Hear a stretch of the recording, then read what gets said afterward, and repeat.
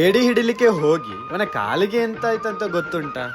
ಚಂದ್ರ ಪಲ ಪಲ ಅಂತ ಹೊಳಿತಿದ್ದ. ಆದ್ರೂ ನಾವು ಟಾರ್ಚ್ ಇಟ್ಕೊಂಡು ರಾತ್ರಿ ಏಡಿ ಹಿಡಿಲಿಕ್ಕೆ ಹೋದೆವು. ಫಸ್ಟ್ ಒಂದು ಕೂರಿ ಇಟ್ಟೆವು, ಆಮೇಲೆ ಅದೇ ಕನಿಯಲ್ಲಿ ಏಡಿ ಹಂಟಿಂಗ್ ಶುರುವಾಯ್ತು. ನೋಡಿ, ಹೋದ ತಕ್ಷಣ ಉಂಟಲ್ಲ ಒಂದು ದೊಡ್ಡ ಏಡಿ ಸಿಕ್ಕಿತು. ಅದು ನೋಡ್ಲಿಕ್ಕೆ ನಮ್ಮ ಕೈಯಷ್ಟು ದೊಡ್ಡ ಇತ್ತು ಮಾರ್ರೆ. ಮತ್ತೆ ಉಂಟಲ್ಲ ಇನ್ನೊಂದು ದೊಡ್ಡ ಏಡಿ ಸಿಕ್ಕಿತು. ಅದರಲ್ಲಿ ನೋಡಿದ್ರೆ ಸಣ್ಣ ಸಣ್ಣ ಮರಿ ಏಡಿ ಕೂಡ ಇತ್ತು. ನಮಗೆ ನೋಡುವಾಗ ಪಾಪ ಆಯ್ತು ಮಾರ್ರೆ. ಅದಕ್ಕೆ ಏಡಿಯನ್ನು ಬಿಟ್ಟಿಲ್ಲ, ಅದರ ಮರಿಗಳನ್ನು ಮಾತ್ರ ಬಿಟ್ಟದು. ಏಡಿ ಬಿಟ್ರೆ ನಾಳೆ ಸಾರಿಗೆ ನಮಗೆ ಎಂತ ಉಂಟು? 3 ಜನ ಫ್ರೆಂಡ್ಸ್ ಸೇರಿಕೊಂಡು ಏಡಿ ಹಿಡಿತಿದ್ರು. ಆದ್ರೆ ನಾನು ಮಾತ್ರ ಗೋಣಿ ಇಟ್ಕೊಂಡು ಅವರ ಹಿಂದೆ ಹೋಗ್ತಿದ್ದೆ. ಕೊನೆಗೂ ನಾನೊಂದು ಏಡಿ ಹಿಡಿದೆ, ತುಂಬಾ ದೊಡ್ಡದಿತ್ತು ಮಾತ್ರ. ಹಾಗೆ ನಾವಿಟ್ಟ ಕೂರಿಯಲ್ಲಿ ಕೂಡ 4 ದೊಡ್ಡ ಏಡಿ ಬಿದ್ದಿತ್ತು. ಕೈ ಹಾಕಿದ್ರೆ ಅಲ್ಲಿ ಏಡಿ ಕಚ್ಚಿದಂತ ಭಯ ಒಂದು ಚೂರುಸಿಲ್ಲ.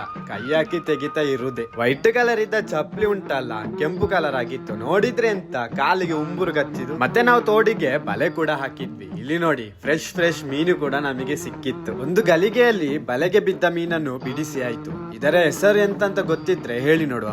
ಏಡಿ ಹಿಡಿಯುವುದೆಲ್ಲ ಮುಗಿದ ಮೇಲೆ 3 ಜನರಿಗೆ ಪಾಲು ಮಾಡುವ ಸಮಯ. ದೊಡ್ಡ ಏಡಿ ನಾನು ಹಿಡ್ದದ್ದು, ಸಣ್ಣ ಏಡಿ ನೀನ್ ಹಿಡ್ದದ್ದು. ಆದ್ರೆ ನಿನಗೆ ಜಾಸ್ತಿ ನನಗೆ ಕಮ್ಮಿ ಉಂಟು ಅಂತ ಹೇಳಿ ಮಾತಾಡಿ ಪೆಟ್ಟಾಗುದೊಂದು ಬಾಕಿ ಇತ್ತು. 2 ಗಂಟೆಯಲ್ಲಿ ನಾವು ಒಂದು 10 ರಿಂದ 15 ಏಡಿ ಹಿಡಿದೆವು. ಸಣ್ಣ ಏಡಿ ಎಲ್ಲ ಬಿಟ್ಟು ದೊಡ್ಡ ಏಡಿ ಮಾತ್ರ ಮನೆಗೆ ತಂದೆ. ಕೊನೆಗೆ 10 ಗಂಟೆ ರಾತ್ರಿ ನಾನು ಮತ್ತು ನನ್ನ ಅಣ್ಣ ಸೇರಿಕೊಂಡು ಅದನ್ನು ಸಜ್ಜಿ ಕೂಡ ಮಾಡಿ ಆಯ್ತು. 8 ಗಂಟೆಗೆ ಹೋದವನು ಇನ್ನು ಕೂಡ ಬಂದಿಲ್ಲ ಅಂತ ಅಮ್ಮ ಕಾಲ್ ಮಾಡಿ ಎಲ್ಲ ಬೈತಿದ್ರು.